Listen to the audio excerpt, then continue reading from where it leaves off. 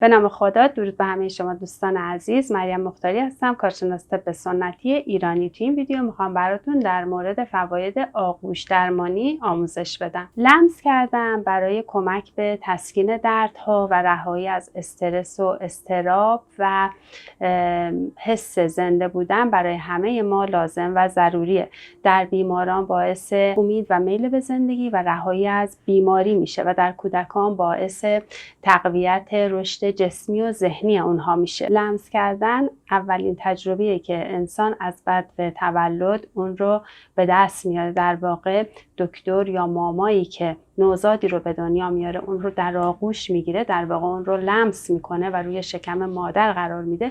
اون اولین ارتباط لمسی بین مادر و کودک در دنیای خارج از شکم مادر هستش. انسان برای برقراری ارتباط با دیگران دارای حواس پنجگانه هستش که بین این حواس پنجگانه لمس کردن از همه اونها قوی تر هستش. لمس کردن در واقع یک پاسخ طبیعی و غریزی انسان به مهر و محبت و عاطفه هستش. لمس کردن نه تنها خوشایند هستش، بلکه اون کسی هم که عزیزی رو لمس میکنه برای اون هم حس خوبی داره و در واقع یکی از نیازهای ضروری انسان هستش. نوزادانی که از این موهبت الهی محروم بودن، یعنی پدر و مادری رو نداشتن، پدر و مادری رو داشتن که خیلی بهشون ارتباط لمسی رو نداشته، در زمان بزرگسالی چه از طریق کلام و چه بدون کلام نمیتونن با دیگران خیلی خوب ارتباط برقرار کنن. توی یه آزمایشی اومدن توی پرورشگاه یه گروه از بچه‌ها رو، یه گروه از نوزادا رو در واقع بیشتر مورد توجه قرار دادن. صدای زنانه رو بیشتر شنیدن، در آغوش گرفته شدن،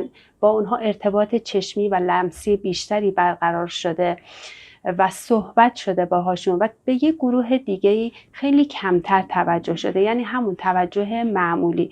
بعد از آزمایش، بعد از مدت‌ها متوجه شدن گروه اول که بیشتر مورد توجه قرار گرفتن و در آغوش گرفته شدن، از نظر جسمی و ذهنی رشد قوی‌تری داشتن نسبت به گروه دوم که کمتر مورد توجه قرار گرفتن. در واقع در مغز ما قسمتی وجود داره که از بعد به تولد نسبت به محرک‌های لمسی رشد میکنه و کودکان و نوزادانی که از این قضیه محروم هستن، این قسمت از مغزشون پژمرده میشه و رشد خوبی نداره و همین مسئله باعث میشه که سیستم ایمنی ضعیفتری داشته باشن و بیشتر نسبت به بچه‌های دیگه بیمار بشن. اگر بخوان از این حس محروم باشن، در واقع در بزرگسالی مبتلا به بیماری‌های روان دردمندی میشن و مرتب دردهای پراکنده توی بدنشون حس میکنن. به پزشک مراجعه میکنن، پزشک بهشون میگه شما از همه نظر سالم هستین ولی از نظر روان و ذهن بیمار هستید و این باعث میشه که شما حس کنید دردهای پراکنده توی بدنتون دارید. محققان با تحقیقی که کردن متوجه شدن که لمس کردن باعث میشه خطرات بیماری قلبی کاهش پیدا کنه، سیستم ایمنی بدن قوی تر بشه، استرس و اضطراب کاهش پیدا میکنه و حتی فشار خون تنظیم میشه و باعث میشه ما حس بهتری رو به محیط اطرافمون داشته باشیم و بتونیم با دیگران خیلی بهتر ارتباط برقرار کنیم. باعث میشه اعتماد به نفس ما افزایش پیدا کنه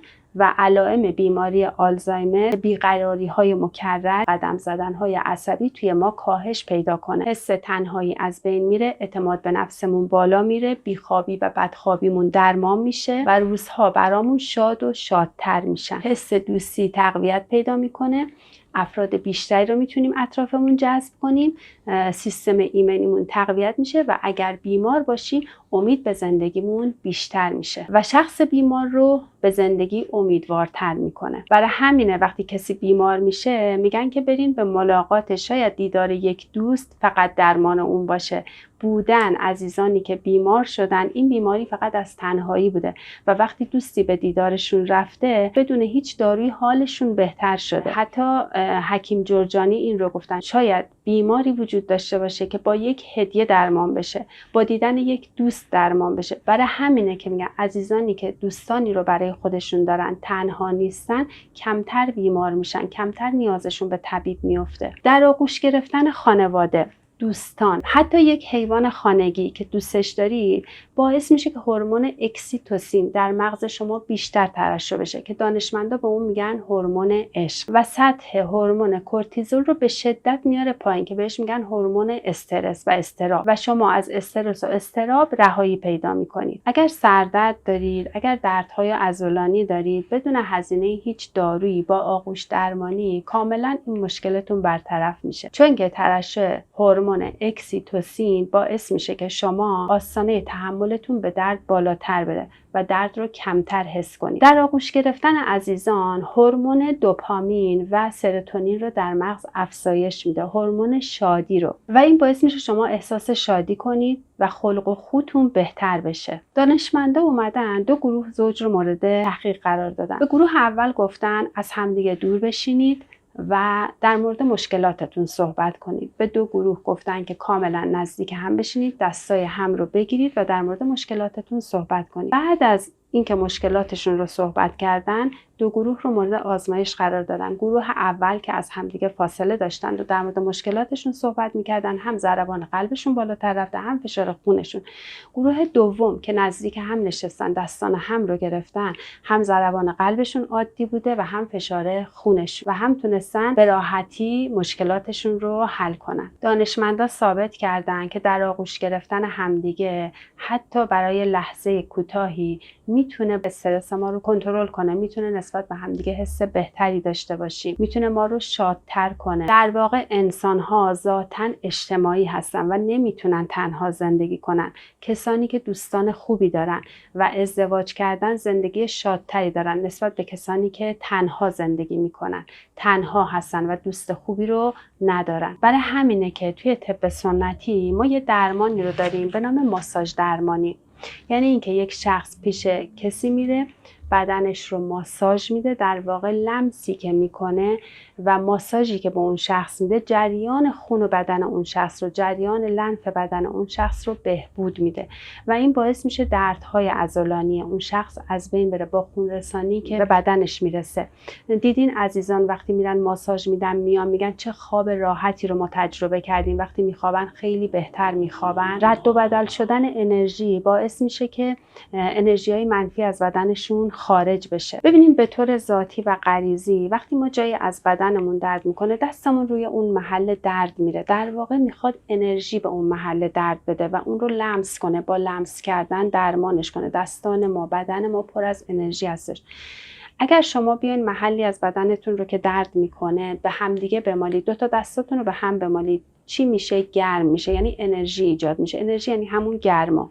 بعد بیاین دستی رو که قالبه، مثلا راست دست هستید یا چپ دست هستید، روی محل درد، مرکز دستتون رو روی محل درد قرار بدید. همزمان ذهنتون هم به درمان فکر کنه. خب انرژی درمان رو بده. بدن ما اونقدر هوشمند هست، اونقدر انرژی داره که میتونه به راحتی خودش رو درمان کنه. اگر ما تغذیه سالم داشته باشیم، سبک صحیح زندگی داشته باشیم، این بدن ما اصلا بیمار نمیشه و اگر هم بشه میتونیم خودمون اون رو درمان کنیم با سیستم هوشمندی که توی بدن ما وجود داره. یادتونه قدیما توی حمام همیشه کیسه میکشیدن، در واقع کیسه یک نوع درمان بود برای بدن.